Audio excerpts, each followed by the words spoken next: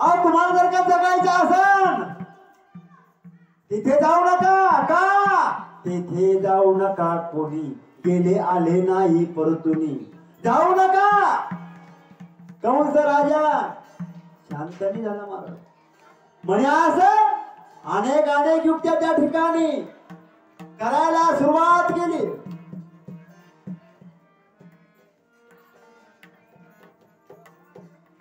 पूतना राक्षसनीला काय तर त्या ठिकाणी कंस राजानं आपल्या नौकराच्या हातानं काय तर बोलवलेलं आहे पूतना राक्षसी त्या ठिकाणी आले बोल दादा काय काम काढणार रे माझ्याकडे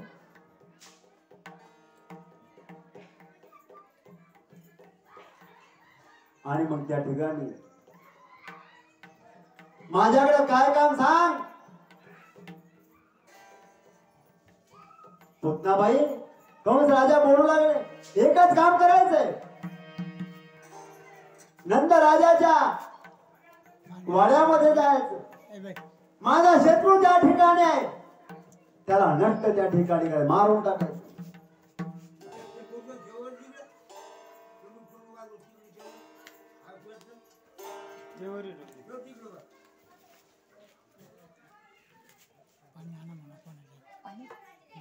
आणि पुतनाबाईनं काय तर त्या ठिकाणी विड्यावर चालला महाराज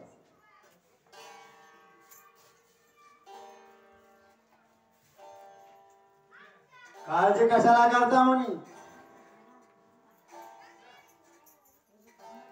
जेवढे लेकरं जन्माला येईल तेवढे नंबर वनच घेत चालते म्हणे मी 20 बाजून त्या ठिकाणी मारते आणि मग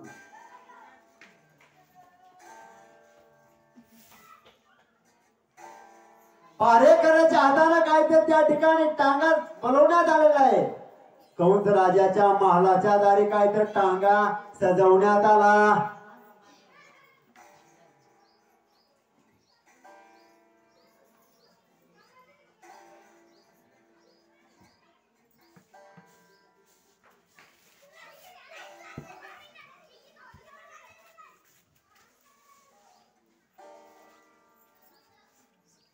बाईला नेसण्याकरता काय ते हिरवी नाटीच्या ठिकाणी आणलेली आहे पुतनाबाईने काय ते नाटी परिधान केलेली आणि टांग्यात काय तर पुतना राक्षसी त्या ठिकाणी बसलेली महाराज मावशीचं रूप त्या ठिकाणी धारण केलेलं आहे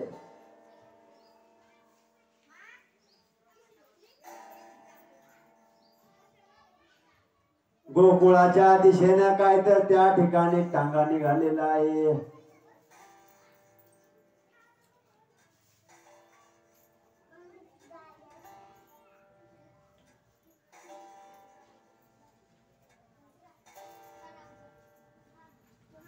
गोकुळामध्ये पुतना राक्षसीला सोडलं महाराज मावशीचं रूप धारण केलेलं आहे आणि टांगा काय तर त्या ठिकाणी होऊन मथुरेच्या मार्गाने लागलेला आहे ए बोराव धावू करू नका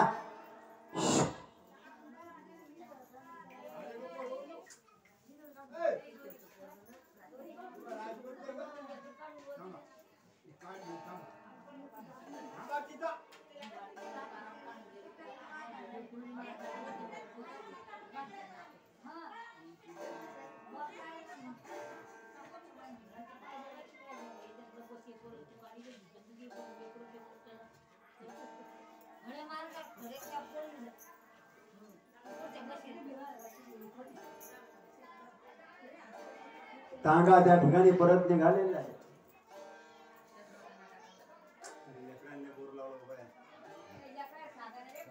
त्याला आहे का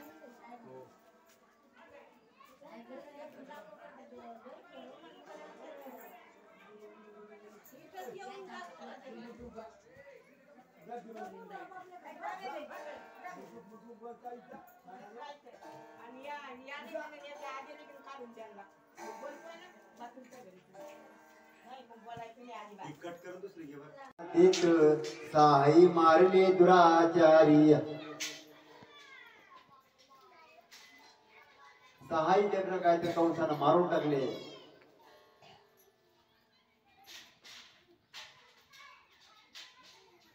सातवा जो गर्भ होता ते मायेनं नेत आश्चर्य करीत म्हणा माझी रोहिणी उदरी नेऊन ठेविला. रोहिणीच्या उदरी काय तर सातवा गर्भ नेऊन ठेवला.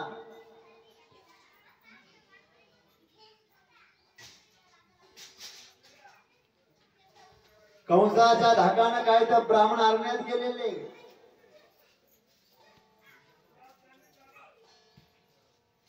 आणि ज्या वेळेस आठवा गर्भ देवकीच्या पोटामध्ये होता त्यावेळेस देवकीचं सूर्यासारखं तेज त्या ठिकाणी झळकत होतं. माझं देवकीचे तेज दिसे जैसा सूर्य कंसाचे हृदय जळतासे. आठव्यांदा ज्यावेळेस देवकीचं सौंदर्य सूर्यासारखं दिसत होतं त्यावेळेस कंस काय तर त्या ठिकाणी जळत होता. महाराज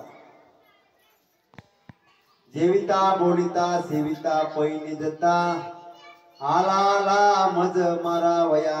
तर कृष्ण रूपच झालं महाराज. रात्र आणि दिवस कंसाला मला मारणार मला मारायला येणार हा एकच ध्यास त्या ठिकाणी लागला. कोण आहे तुम्ही पाहतो म्हणे मारणारा कोण आहे. तर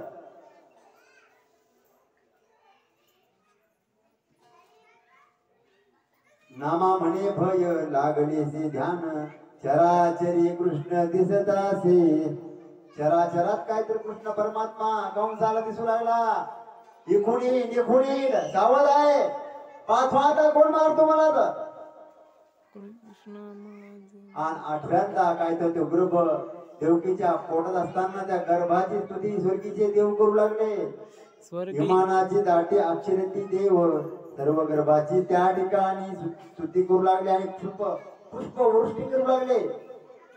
स्वर्गीचे अमर जन्म मरणाचे नाही दया भय आठविता पाय तुझे जे का.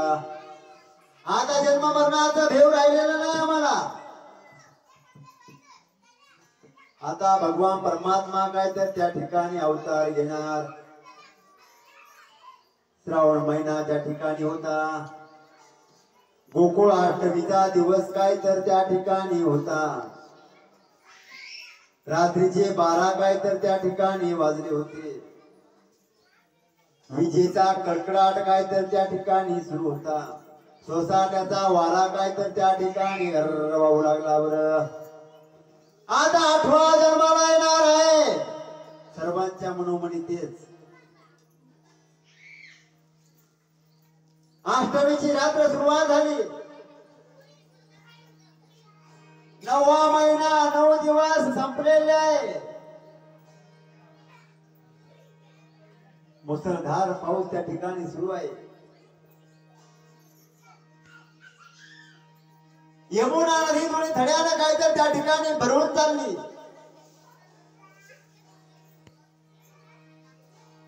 आणि बंदी शाळेत ठेवले वसुदेव देवकी त्यांच्यावर पारेकरी ठेवले होते. 2 पारेकऱ्याला काय तर त्या ठिकाणी हर त्या ठिकाणी झोप लागली. मला शांत झोप लागली.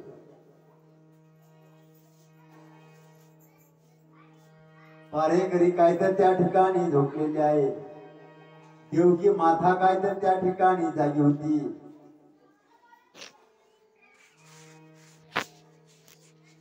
देवकी मैयाला त्या ठिकाणी कळा सुरुवात झालेली आहे. कळा सुरू झाल्या. मला आता भगवान जन्म घेणार आहे.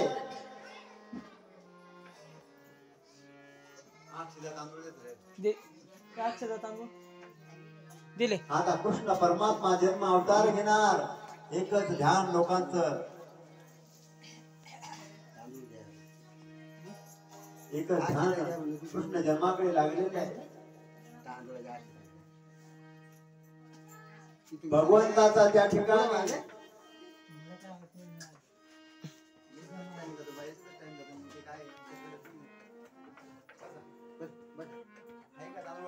हो वाटले. सर्व काही तर कृष्ण परमात्म्याची वाट त्या ठिकाणी पाहू लागले. भगवंत केव्हा जन्म घेणार आहे.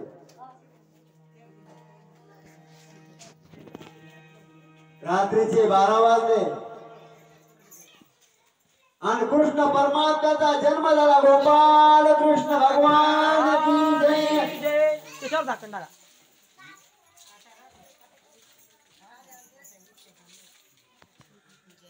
आणि तेवढ्यात काय तर वसुदेवाला आकाशवाणी ऐकू आली म्हणजे शाळेत. अहो बाबा मला इथं ठेवू नका, मला उचला. सोडा सोडा मिठी लपवा लपवा जग जेठी. बाबा मला उचला आणि नंतर राजाच्या घराला काहीतरी नेऊन घाला. नंदाच्या घराला मदनी गोकुळाला.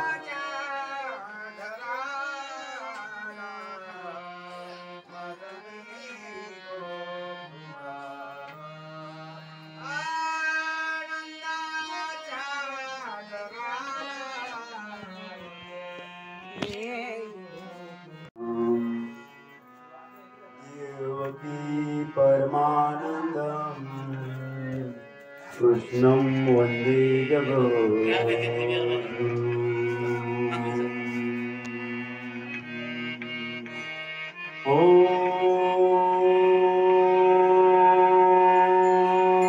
नमो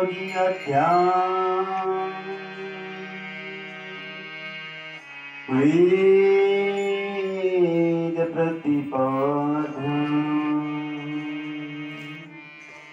जय जय संस्वेद्यात्मरूप. देवा तुझी गणेशु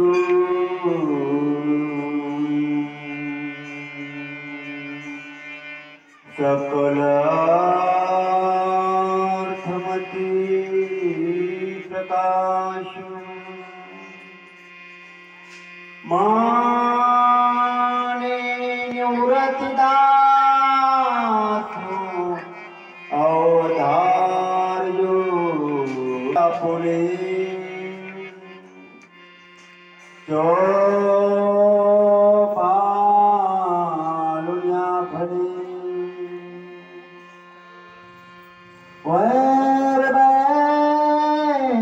सुनी पावले श्री गुरुची.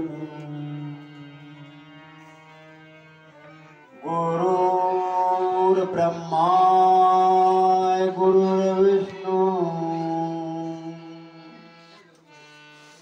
गुरुर्देवो महेश्वरा. गुरुर् साक्षात् परब्रह्म तस्मै श्री गुरुवे नमः. वक्रतुंड महाकाय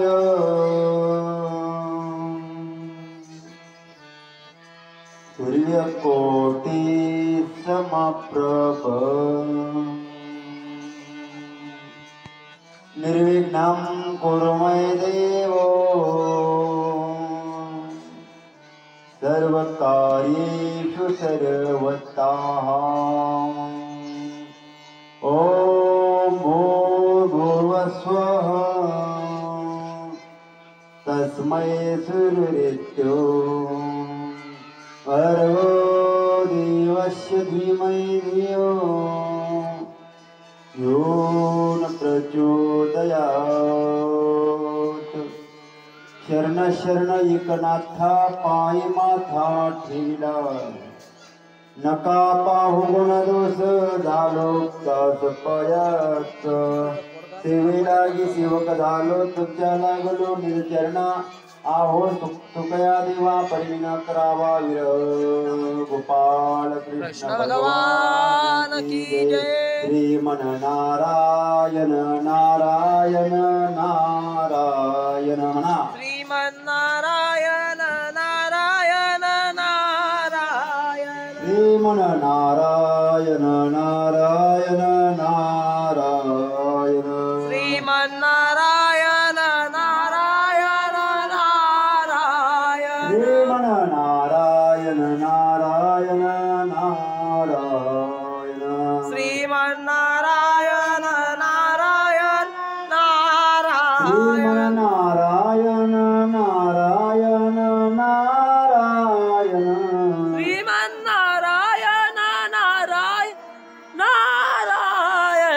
श्रीमन नारायण नारायण नारायण श्रीमन्नारायण नारायण नारायण श्रीमन नारायण नारायण नारायण नारायण श्रीमन नारायण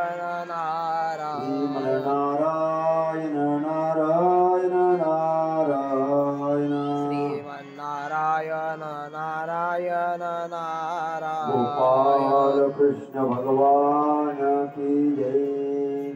इथे श्रीमद् भागवते महापुराणे पारमहस्या सहिताया दशमस्कंदे पूर्वार्धे तूर्णावंत मोक्षो नाम सप्तमोऽध्याय।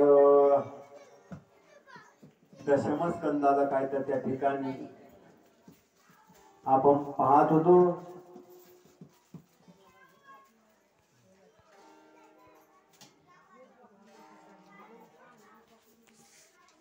एक साई मारले दुराचारी सहाई लेकर काय ते कंसानं मारून टाकले।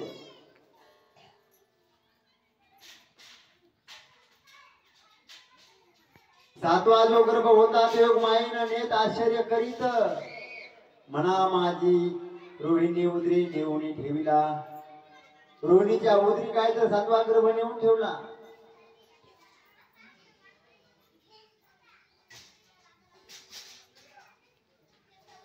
कंसाच्या धाकानं काय तर ब्राह्मण आरण्यात गेलेले।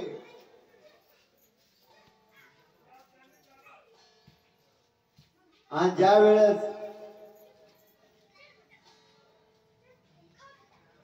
आठवा गर्भ देवकीच्या पोटामध्ये होता त्यावेळेस देवकीचं सूर्यासारखं तेज त्या ठिकाणी झळकत होतं। माझं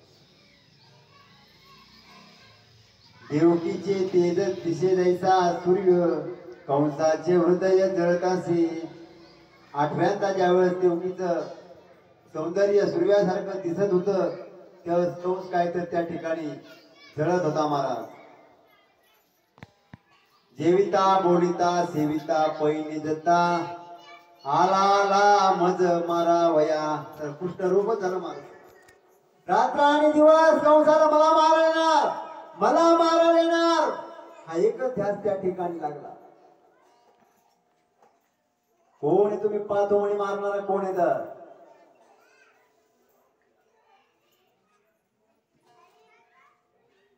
नामा म्हणे भय लागलेसे ध्यान चराचरी कृष्ण दिसतासे। चराचरात काय तर कृष्ण परमात्मा कंसाला दिसू लागला। इखून येईल इखून येईल सावध आहे। पाचवा आता कोण मारतो मला तर आणि आठव्यांदा काय तर तो गर्भ देवकीच्या पोटात असताना त्या गर्भाची स्तुती स्वर्गीचे देव करू लागले। विमानाची दाटी अक्षरती देव सर्व गर्भाची त्या ठिकाणी स्तुती करू लागले आणि पुष्प वृष्टी करू लागले। स्वर्गीचे अमर जन्म मरणाचे नाही दया भय आठविता पाय तुझे जे का। आता जन्म मरणाचा भेव राहिलेला नाही आम्हाला। आता भगवान परमात्मा काय तर त्या ठिकाणी अवतार घेणार। श्रावण महिना त्या ठिकाणी होता। गोकुळ अष्टमीचा दिवस काय तर त्या ठिकाणी होता। रात्रीचे 12 काय तर त्या ठिकाणी वाजले होते। विजेचा कडकडाट काय तर त्या ठिकाणी सुरू होता। सोसाट्याचा वारा काय तर त्या ठिकाणी वाहू लागला। बरं आता आठवा जन्माला येणार आहे सर्वांच्या मनोमनी तेच। अष्टमीची रात्र सुरुवात झाली। 9वा महिना 9 दिवस संपलेले आहे। मुसळधार पाऊस त्या ठिकाणी सुरू आहे। यमुना नदी थोडी थड्यानं काय तर त्या ठिकाणी भरवून चालली।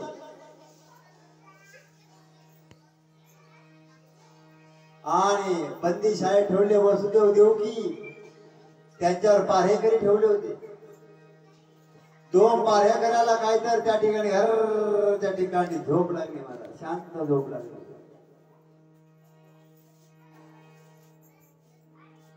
पारेकरी काय तर त्या ठिकाणी झोपलेले आहे. देवकी माथा काय तर त्या ठिकाणी जागी होती.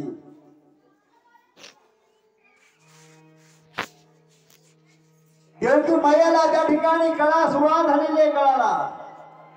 कळा सुरू झाल्या मला. आता भगवान जन्म घेणार आहे.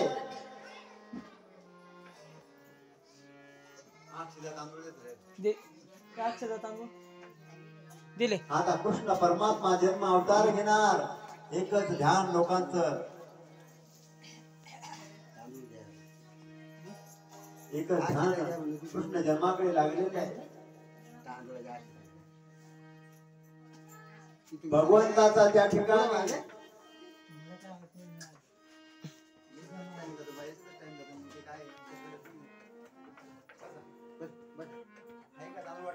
हो वाटले. सर्व काही तर कृष्ण परमात्म्याची वाट त्या ठिकाणी पाहू लागले.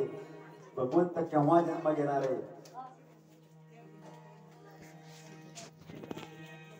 रात्रीचे 12 वाजले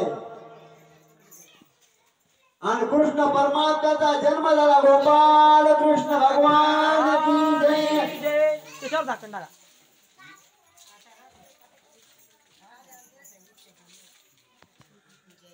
आणि तेवढ्यात काय तर वसुदेवाला आकाशवाणी ऐकू आली गणेशाई. अहो बाबा, मला इथं ठेवू नका, मला उचला.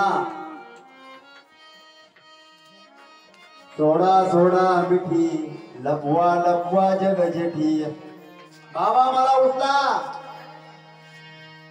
आणि नंतर राजाच्या घराला काय तर नेऊन घाला.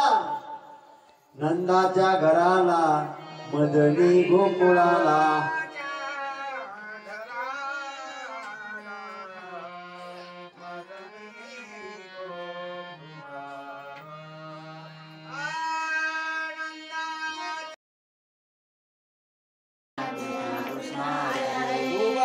कृष्ण भगवान की जय.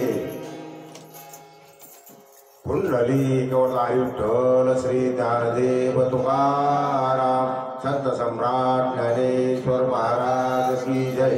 गोपाल कृष्ण भगवान की जय. अगा स्वधर्म आपुला तरी का कठीण झाला, तरी ह्याची अनुष्ठीला भला देखे.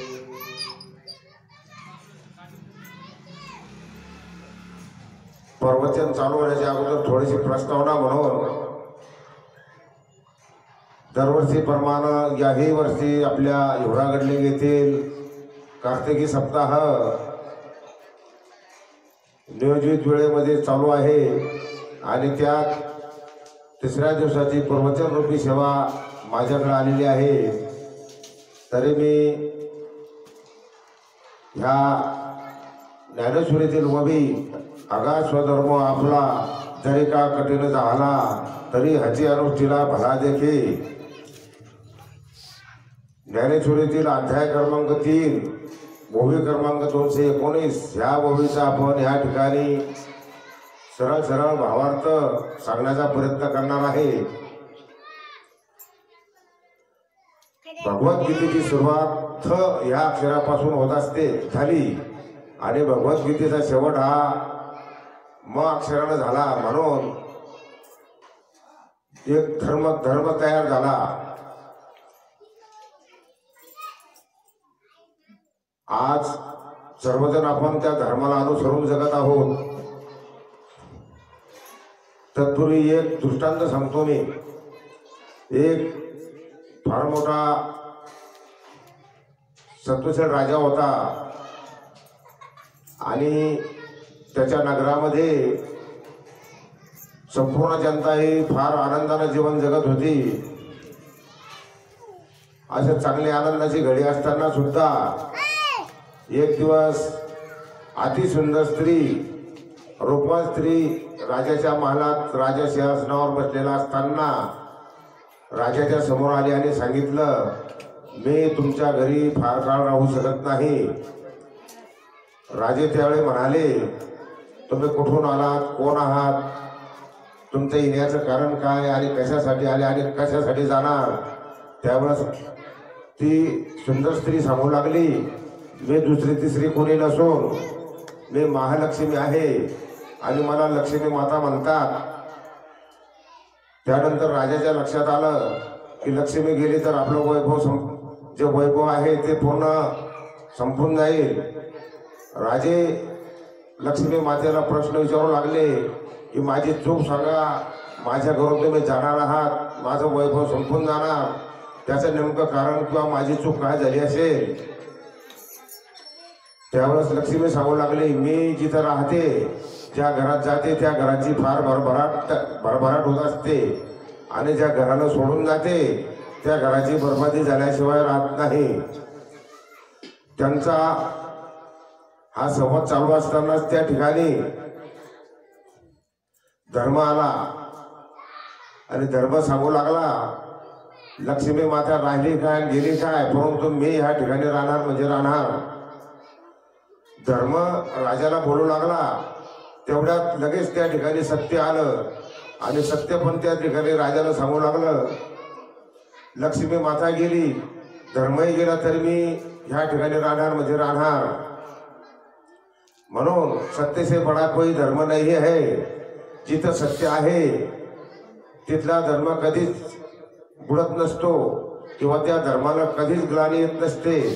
आणि आलीच समजा तर साक्षात भगवंत त्या ठिकाणी अवतार घेत असतात. म्हणून जिथं सत्य आहे तिथं धर्म असतो, जिथं धर्म आहे त्या ठिकाणी लक्ष्मीचा वास असतो आणि लक्ष्मी त्या ठिकाणी सुखाने नांदत असते. आपल्याला ओढून सोडून कोणत्याच प्रकारचं प्रवचन बाजूला जाऊ द्यायचं नाही. म्हणून कृष्ण परमात्म्याच्या काळात हे ज्ञानेश्वरी हा ग्रंथ, भगवद्गीता हा सगळ्यात श्रेष्ठ ग्रंथ, ज्यावेळेस श्रीकृष्ण परमात्मा जसं हनुमानाचा आणि श्री रामचंद्र प्रभूचं संबंध होते त्याचप्रमाणे श्रीकृष्ण परमात्मा आणि अर्जुन ह्या दोघांचं फार जवळीक होती. आणि संपूर्ण ज्ञानेश्वरी, संपूर्ण भगवद्गीता ही श्रीकृष्ण परमात्म्यानं फक्त अर्जुनालाच सांगितली आणि अर्जुनाने ती पूर्ण ऐकून घेतली. असे त्यांचे जवळचे संबंध असताना एक दिवस असा आला,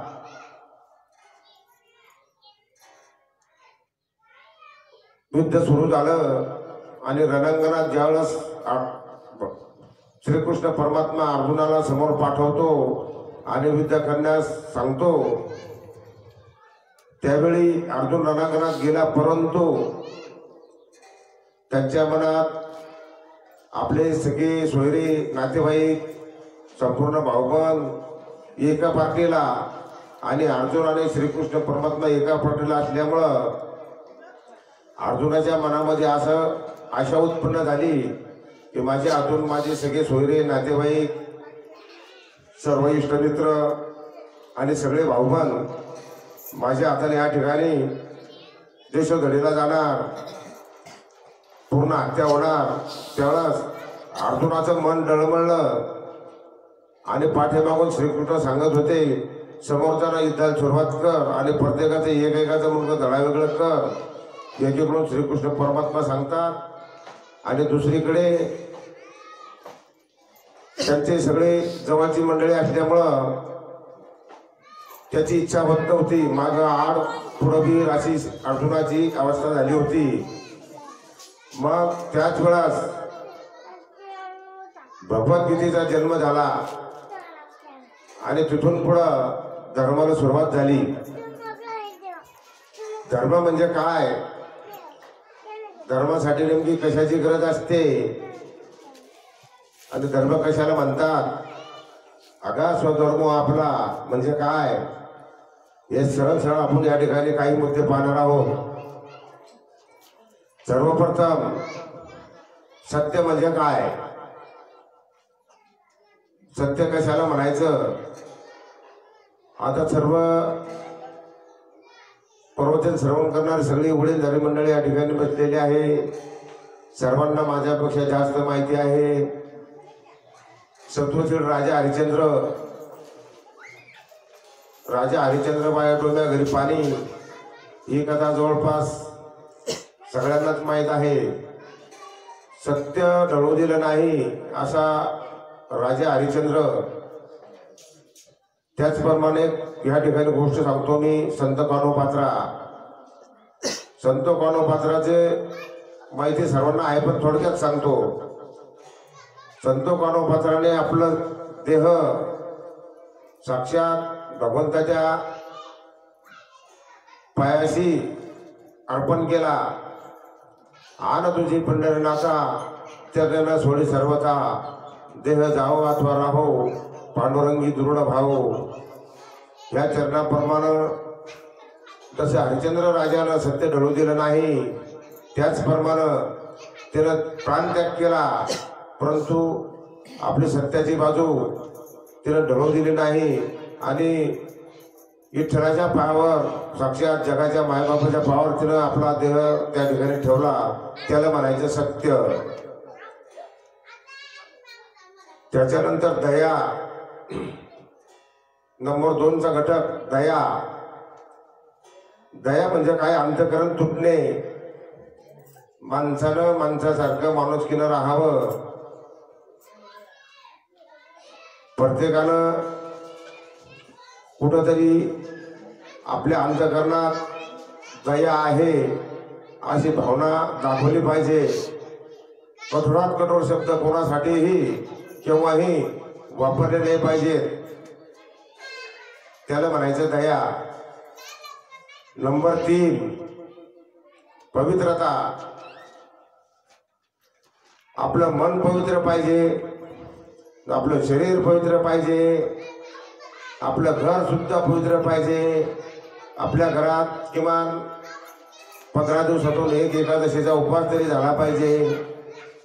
घरात 4-2 माणसं असतील तर कमीत कमी 1-2 व्यक्तीला जर एक एकादशीचा उपवास जर केला तरी आपल्या घराची बाकी मेंबर लोकांचं सगळं पुण्य त्या ठिकाणी सगळ्याला मिळतं. एकादशी सारखं महात्म्य फार मोठं आहे. म्हणून आपलं घर सुद्धा पवित्र पाहिजे. त्या ठिकाणी लक्ष्मी वास करत असते. आणि प्रत्येक गावात मंदिरं असतात. मंदिरं सुद्धा पवित्र कसे ठेवायचे हे आपल्या गावातील मंडळीवर अवलंबून असतं. आपल्या गावातलं मंदिर पवित्र असलं, स्वच्छ असलं, प्रत्यक्षात तिथं देव वास करत असतात. जर कोणत्याच प्रकारची पवित्रता नसली तर त्या ठिकाणी फक्त आणि फक्त बरबादी होत असते. त्यानंतर नंबर 4 चौथा घटक आहे तपश्चर्या. तपश्चर्या म्हणजे आपली वाणी एकदम पवित्र पाहिजे. आपल्या तोंडातून दुसऱ्याला जो शब्द बोलतो त्याला लागला नाही पाहिजे. एकदम नरम भाषा, गोड भाषा वापरली पाहिजे. त्याचे विचार सुद्धा चांगले पाहिजेत. त्याला कुठंतरी भूतदया दाखवता आली पाहिजे. पशु पक्षी यामध्ये देव आहे हे निश्चित कळायला पाहिजे. भूता परस्परे पडो मैत्र जीवाचे, दुरितांचे तिमिर जावो विश्वस्वधारण तुरे पाहो, जो जे वांछिल तो ते लाहो प्राणी जात. या सर्व प्राणी मात्रात माणसात देव आहे याची कल्पना सुद्धा झाली पाहिजे. सर्वच आपले आहेत असं जर मानलं तर त्याच्यात कोणत्याच प्रकारचं लुस्कान वावगं होणार नाही. म्हणून तपश्चर्या हा 4 नंबरचा घटक आहे. आणि त्यानंतर 5वा घटक आहे सत्कर्म. हाताने दान दिलं पाहिजे. जिथं भजन असतं, कीर्तन असतं, तिथं प्रत्यक्षात आपल्या हाताला टाळी वाजवली पाहिजे. त्याच्यासाठी आपले हात असतात. मुखानं नाम घेता आलं पाहिजे. मुखानं नाम घेतलं तर कुठंतरी पुण्याचं लक्षण आपल्या नशिबात असतं. श्रीमंती किती असू द्या, परंतु ज्यावेळेस माणूस मृत्यू पावतो त्यावेळेस त्या माणसाच्या बरोबर फक्त आणि फक्त पुण्य किंवा पाप आपण आयुष्यात काय केलं काय नाही केलं तेवढाच हिशोब फक्त आपल्या बरोबर येत असतो. सर्वांचेच कल्याण हो अशी भावना पाहिजे. दुसऱ्याचंही चांगलं झालं पाहिजे, आपलंही चांगलं झालं पाहिजे. नाहीतर बऱ्याच ठिकाणी असं पाहायला मिळतं आपला बाबू लोकांचं कार्ट, लोकांचाही बाबू आपलाही बाबू असं जर मानलं तर त्याला काही फार पैसे लागत नसतात. म्हणून सत्कर्म करत असताना बऱ्याच गोष्टी त्या सत्कर्मात येत असतात. आणि जिथं जिथं सत्कर्माचं माणूस दान देतो, धर्म करतो, ते कुठंतरी पुण्य माणसाला आड येत असतं. धर्म बर्बाद होद्याचा नसला तर आपल्या हातात आहे.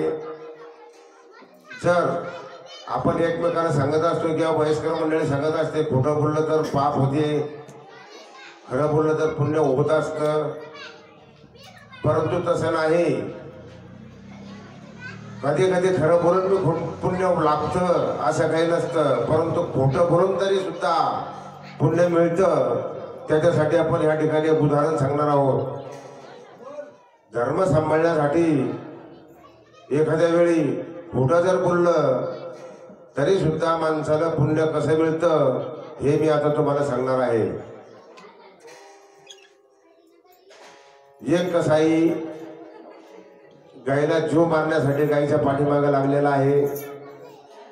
गाय सैरावाडला आपला जीव वाचवण्यासाठी पळत आहे. कसाई त्या गायीच्या पाठीमागे लागला. अति क्रोधित चेहरा त्याचा. गाय लवकर मिळाली पाहिजे, लवकर मारता आली पाहिजे म्हणून तो फार सैरावाऱ्या गायीच्या पाठीमागे लागत असतो. आणि एका चौकातून गाय पळून जाते आणि तिथं एक दोन माणसं बसलेली असतात. आणि थोड्या वेळानं तो कसाईच्या चौकात येत असतो. आणि तो कसाई त्या चौकात आल्यानंतर त्या दोन माणसाला विचारतो ह्या ठिकाणी गाय आली होती आणि गाय कोणीकडे पळून गेली, मला खरं सांगा. त्यावेळेस त्या माणसानं विचार केला की आपण जर याला खरं सांगितलं तर हा गायला जीवच मारणार आहे. म्हणून ह्या ठिकाणी जर खोटं बोललं तरी चालेल. त्यावेळेस त्यानं खोटं सांगितलं की गाय ह्या उलट्या दिशेला गेली असं सांगितलं.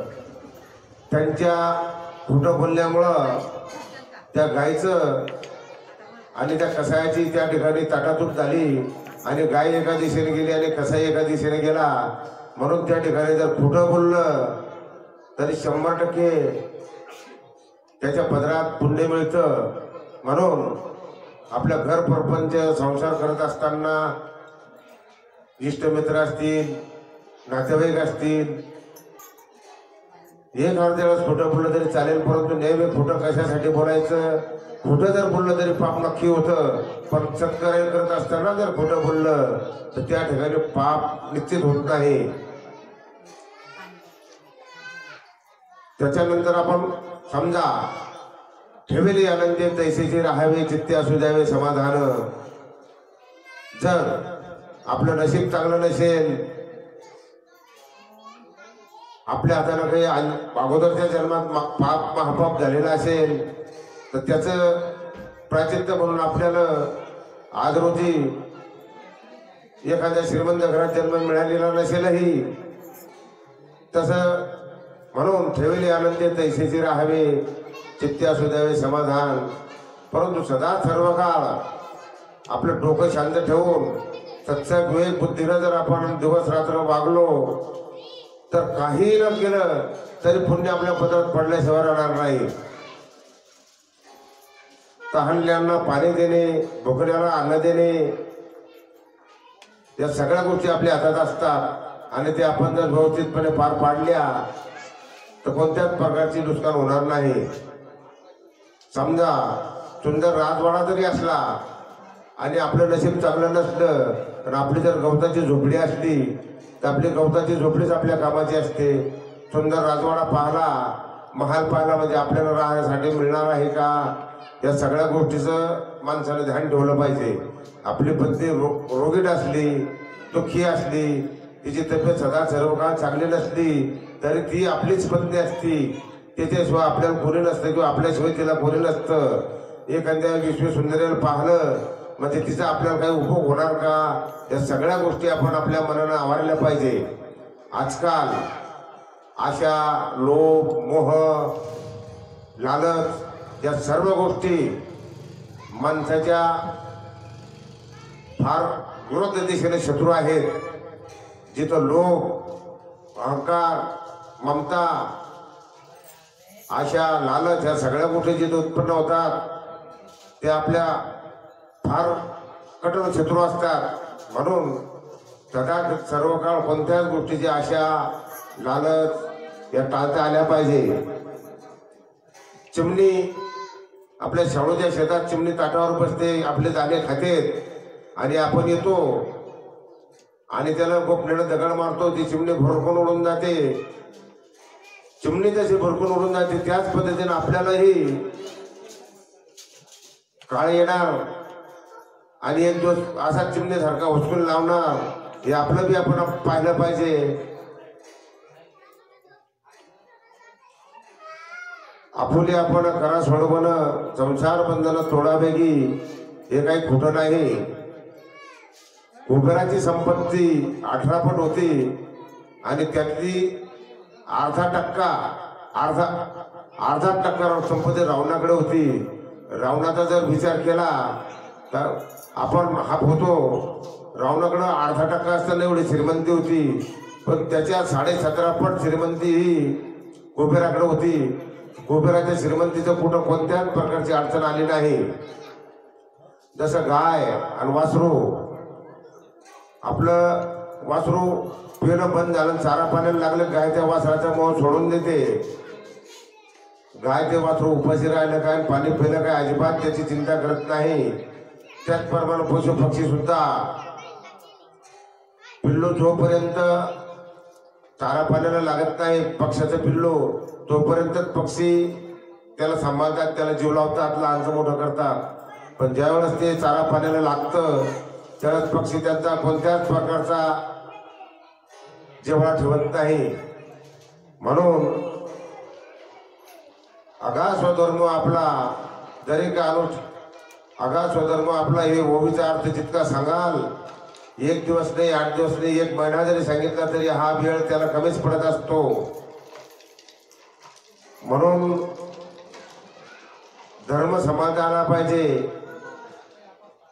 धर्म सांभाळायला पुढं जावं नाही लागत, आपल्याच हातात असतं. आता धर्म सांभाळण्यासाठी, स्वधर्म सांभाळण्यासाठी कोणकोणत्या गोष्टीची गरज असते ते मी आता या ठिकाणी सांगतो.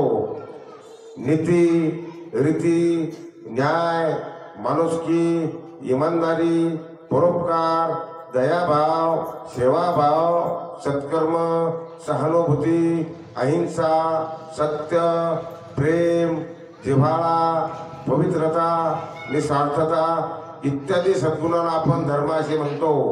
इत्यादी या सर्व घटकाला आपण स्वधर्म असे म्हणतो. म्हणून आपण जसे आहात तसेच भगवंताचं सदा सर्व काळ नामस्मरण करत घेत चला. परमार्थ करत असताना, देवाचं नामस्मरण करत असताना कोणत्याही गोष्टीची आशा ठेवू नका. कोणत्याच प्रकारची फलेच्छा सोडून, सर्व प्रकारच्या फलेच्छा सोडून कर्तव्य म्हणून प्रभुपूजा समजून ईश्वरा प्रित्यर्थ, ईश्वरार्पण बुद्धीने, श्रद्धेने, निष्ठेने, निष्काम भावनेने हे सर्व काही करा. याला स्वधर्म असे म्हणतात. म्हणून याला जितकं बोललं तितकं कमीच आहे. मंडळी दिवसभर थकलेली असते, बसून बसून भागवताची मंडळी असते, लगातार 4-5 तास बसत असतात. म्हणून प्रवचन लांबवलं तितकं लांबतं. परंतु आपण आता जवळजवळ भावार्थ सांगितलेला आहे. अगा स्वधर्म आपला जरी का कठोर झाला तरी हाची अनुष्ठीला भला देखे. ज्ञानेश्वर महाराजांच्या ज्ञानेश्वरीतील अध्याय क्रमांक 3 मधील 219 नंबरची ओवी, त्या ओवीचा अर्थ असाच असेल, त्याचा भावार्थ असाच असेल असं सांगता येणार नाही, परंतु मी तसा जास्तीत जास्त सांगण्याचा प्रयत्न या ठिकाणी केला आणि या भावार्थ सांगितल्याप्रमाणे जर जवळपास सर्वच्या सर्वच लोक त्या पद्धतीने राहिले तर आपल्या धर्माला कोणती ग्लानी येणार नाही, धर्म डुबणार नाही. सर्व बंधुभावाने बंधू प्रेमाने वागतील, कोणत्याच प्रकारची अडचण येणार नाही. म्हणून या ओवीचा मी या ठिकाणी भावार्थ सांगण्याचा प्रयत्न केला आहे. या ठिकाणी आता प्रवचनाला पूर्णविराम देतो आणि प्रवचन रूपी सेवा संपली असे जाहीर करतो. पुंडलिकवरदारी विठ्ठल श्री ज्ञानदेव तुकाराम संत सम्राट ज्ञानेश्वर महाराज की जय. गोपाल कृष्ण भगवान की जय.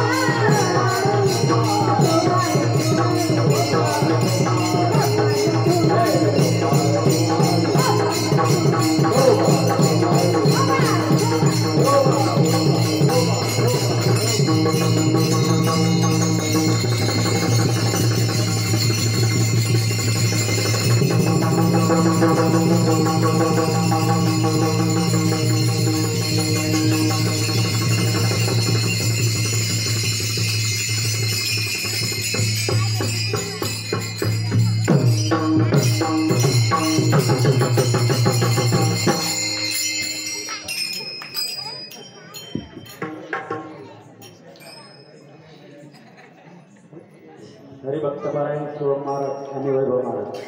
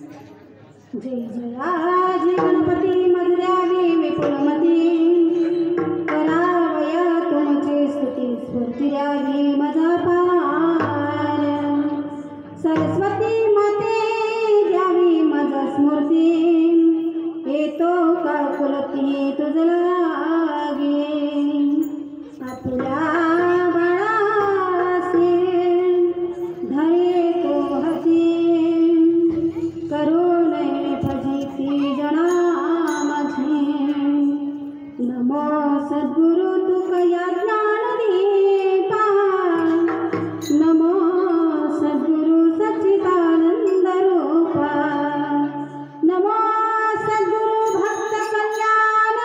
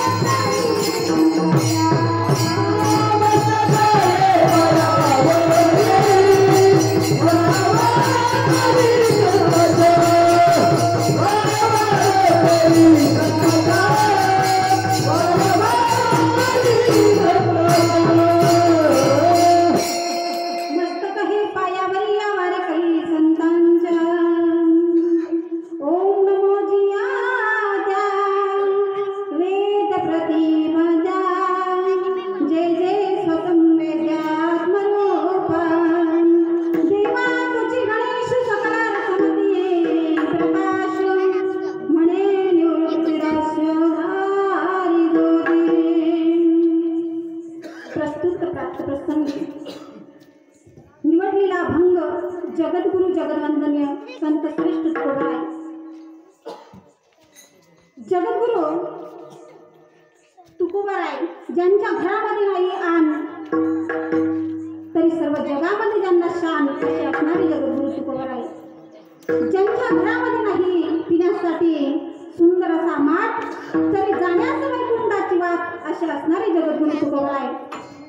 आणि ज्या राजाने छत्रपती शिवाजी महाराज ज्या राजाने आपलं जग हे स्वतंत्र केलंय, आपल्या सर्वांना या ठिकाणी कीर्तनाचा अधिकार आणून दिलाय, असे असणारे छत्रपती शिवाजी महाराज यांचेही गुरु असणारे जगद्गुरु तुकोबाराय. विठ्ठल विठ्ठल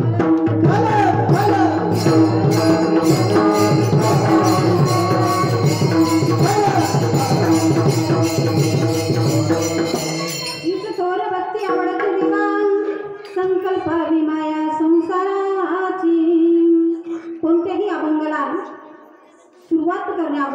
थोडासा परिहार देणं अत्यंत आवश्यक असतं.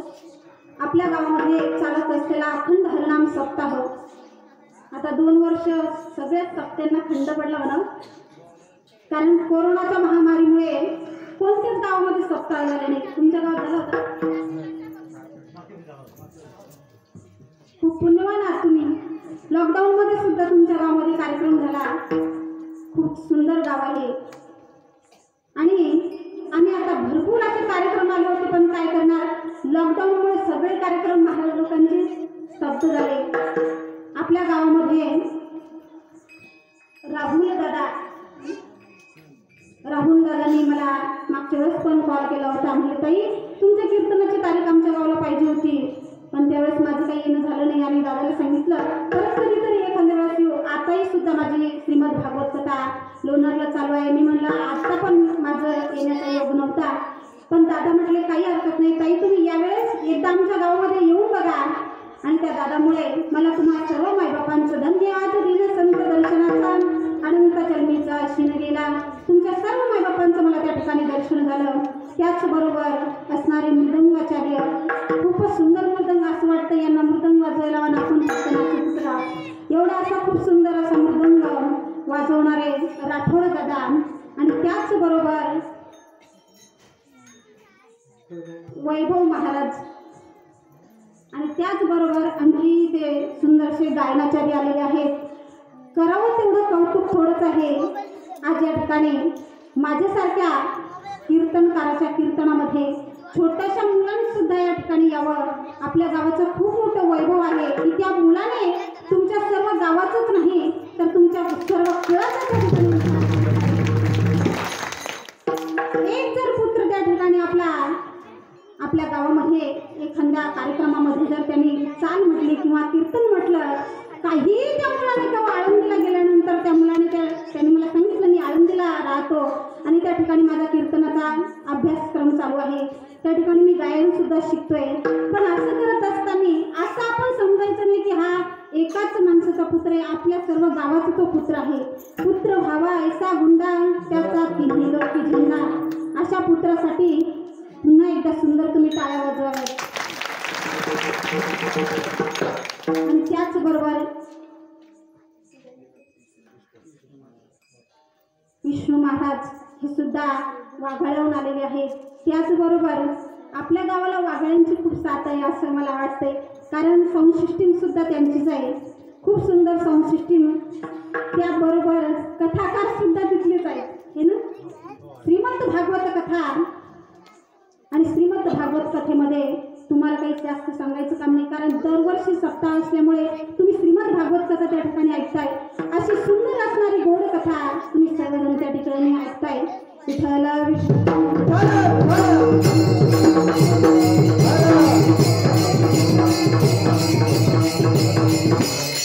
आणि आम्ही इथे किती सुंदर मृदंगाचार्य असो किंवा गायनाचार्य एकाकडे जरी बसले आणि कीर्तन सांगणारा जरी असला, पण तुम्ही ऐकणार जर नाही आले तर आमचं काही खरं नाही, कारण ऐकणारे सर्व त्या ठिकाणी पाहिजे ना. म्हणून तुम्ही ऐकणारे सुद्धा या ठिकाणी आला, खूप तुम्हालाही धन्यवाद. आणि जगद्गुरु तुकोबाराय आपल्याला या अभंगामधून सांगतात की बाबा रे, जीवनामध्ये आपण आलोत ना, जीवनामध्ये आल्यानंतर भगवंताची सेवा झाली पाहिजे, देवाची भक्ती आपण केली पाहिजे. हीच थोर भक्ती आवडते देवा. कोणती भक्ती देवाला आवडती? जी मीराबाईंनी केली, जी जनाबाईंनी केली, आमच्या अनेक संतांनी त्या ठिकाणी भक्ती केली. आपण तशी भक्ती करू शकत नाही. कीर्तनाला आपण इथं आलो, पण कशाने आलो? शरीराने आलो. आपण शरीराला या ठिकाणी आलोय, पण आपलं मन कुठे? संसारामध्ये. असंच माझं एका गावाला कीर्तन चालू होतं आणि त्या कीर्तनामध्ये अशीच पब्लिक बसलेली होती. सर्वात समोर एक आजीबाई बसल्या आणि त्या आजीबाई 5 मिनिटं झाले की मानेला झटका द्यायच्या, 5 मिनिटं झाले की मानेला झटका द्यायच्या. मी त्या आजी विचारलं, कीर्तन झाल्यानंतर आजी आल्या, म्हणलं बाई सुंदर कीर्तन झालं. मी म्हणलं आजी सगळ्यात जास्त तुम्हालाच कीर्तन आवडलं म्हणलं, कारण जेव्हापासून कीर्तन सुरू होतं तेव्हापासून तुम्ही मानेला झटका देत होते, नेमकं झालं काय? आजी मला सांगितलं, अगं बाई माझी सून गेली म्हणे दिवाळीला, आतापर्यंत काही आली नाही म्हणे. आता तिला 2-3 दिवसांनी किंवा ती जोपर्यंत येणार नाही तोपर्यंत घराची जबाबदारी माझ्यावर आहे, आणि ती जर घरी आली तर मग मी बिनफिकर झाली म्हणे. पण काय करावं म्हणे, माझी सूनबाईनं माझ्यावरती घराची जबाबदारी टाकलेली आहे, तर ते घर मी लावलं की नाही ते इथून बघत होते म्हणे. अशी जर आपण भक्ती केली, घराची कडी आजीबाई इथून वळून बघू लागल्या, कारण कडी लावली का नाही, कडी लावली का नाही. त्या ठिकाणी आजीबाई कीर्तनामधून मग आपण संसाराचं चिंतन कीर्तनामध्ये करतो. आपल्याला देवाची भक्ती करणार आहे का? नाही घडणार. विठ्ठल विठ्ठल.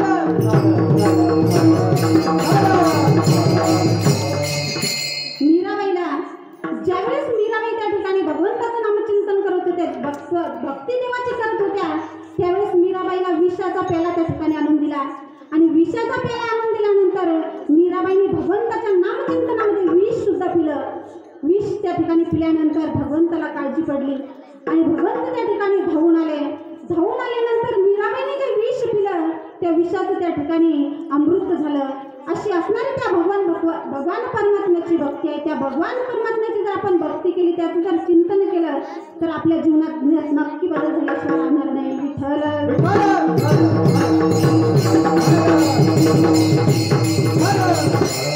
ज्यावेळेस भगवंताने ही सृष्टी निर्माण केली, ज्यावेळेस सृष्टी निर्माण केली ना, त्यावेळेस फक्त पशु पक्षी जन्माला आले होते. पशु पक्षी अगोदर जन्माला घातले, पण देवाला त्या ठिकाणी काही करमत नव्हतं. देवाला वाटलं यामध्ये तर आपलं कोणीही नाव घेत नाही. मग त्याच्यासाठी देवाने काय केलं, मनुष्य जन्म आपल्याला त्या ठिकाणी दिलाय. आणि हा मनुष्य जन्म कशासाठी दिला? देवाचं काहीतरी आपण देवाचं नाव सुद्धा आपण जर मुखामध्ये घेतलं तरी सुद्धा आपल्या जीवनाचं सार्थक आहे. पण आपण देवाचं नाव सोडून अनेक आपण त्या ठिकाणी काही करतोय. काही दारू पिऊन हे शरीर त्या ठिकाणी नाश करतात. कुणी त्या ठिकाणी पिढ्या वडते.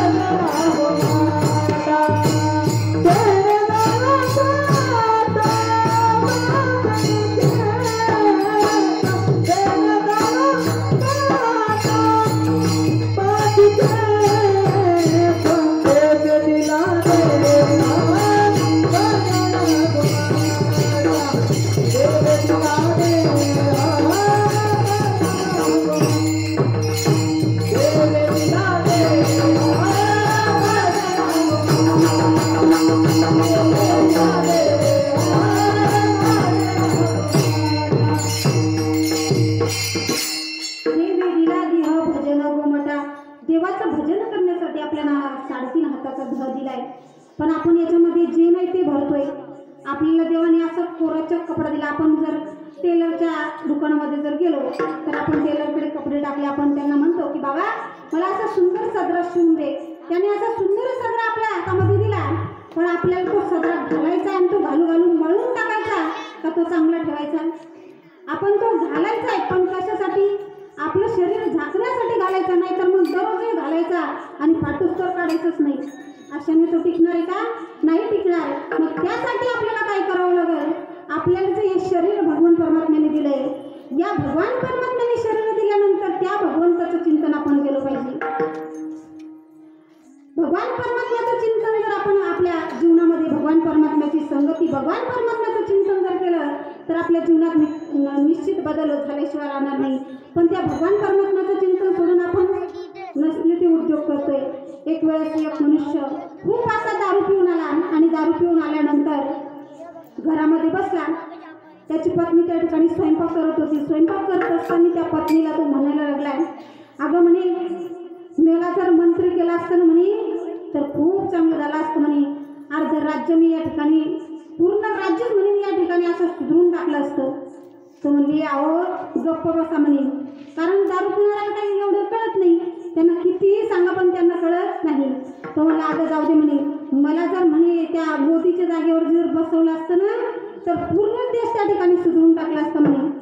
असे म्हणे त्याने काय समृद्धी रोड केले म्हणे मी तर असे विमानाचे रोड केले असते म्हणे डायरेक्ट खालून विमान चालले असते काय म्हणला तो खालून जमिनीवरून विमान चालले असते म्हणे असे रोड केले असते ती म्हणली अहो गप्प बसा म्हणे ते म्हणले नाही पण जाऊ दे म्हणे आता ते नाही केलं पण मला सरपंच जर केलं असतं म्हणे लोकांनी गावात होतं सरपंच जर केला असतं तर असे गावात रोड केले असते म्हणे अशा नाल्यांचे दिसले असते का बिलकुल नाही म्हणे असे रोड केले असते की लगेच तेल जर त्याच्यावरती टाकलं तर ते वेंचूर ते जमा करून घेता आलं पाहिजे असे रोड केले असते म्हणे काय म्हणे अहो गप्प बसा म्हणे तुम्ही मला काही सांगू नका याचा बदल करणार त्याचा बदल करणार हे मला काही सांगू नका म्हणे आज सकाळपासून माझी एक चप्पल घातलेली आहे तुमची घातलेली आहे पहिले ती बदला म्हणे नंतर तुम्हाला काय बदलायचं ते बदला विठ्ठल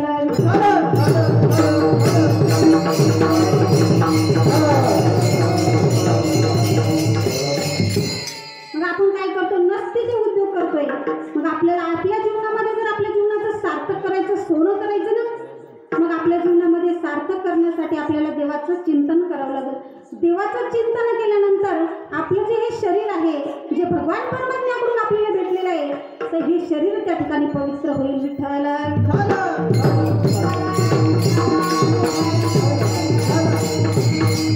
पण आपण काय करतो संसारामध्ये जास्त राहतो एक वेळेस कबीरदासजीकडे काही शेतकरी गेले आणि ते कबीरदासजीला म्हणायला लागले की कबीरदासजी आम्हाला देवाची भक्ती करायची म्हणले कबीरदासजी म्हणले काही हरकत नाही तुम्हाला देवाची भक्ती करायची ना तर मी तुम्हाला मार्ग सांगतो म्हणजे तुम्ही काय धंदा करता त्यांनी सांगितलं आम्ही शेतकरी आहोत म्हणे मग शेतामध्ये तुम्ही काय करता त्यांनी सांगितलं आम्ही शेतामध्ये खूप मोठे अशी पिकं घेतो म्हणे आम्ही माळवा वगैरे असं काही करतो मग माळव्यामध्ये तुम्ही कोणते कोणते पदार्थ लावता म्हणे ते सांगा म्हणे मला इथं त्यांनी सांगितलं की बाबा आम्ही शेतामध्ये लसूण कांदा वगैरे त्या ठिकाणी बटाटे असं अनेक पदार्थ आम्ही लावतो म्हणे बस आता जास्त काही सांगायचं काम नाही तुम्ही जे शेतामध्ये कांदे लावता म्हणे ते म्हणे हो मग ते कांदे तुम्ही कसे लावता ते म्हणतात आम्ही एका ठिकाणी त्याचा रोप फेकतो आणि फेकल्यानंतर ते उपटतो आणि इकडे ते कांदे लावतो तुमच्या इकडे पण असंच लावतात ना आमच्या इकडं पेरतात बा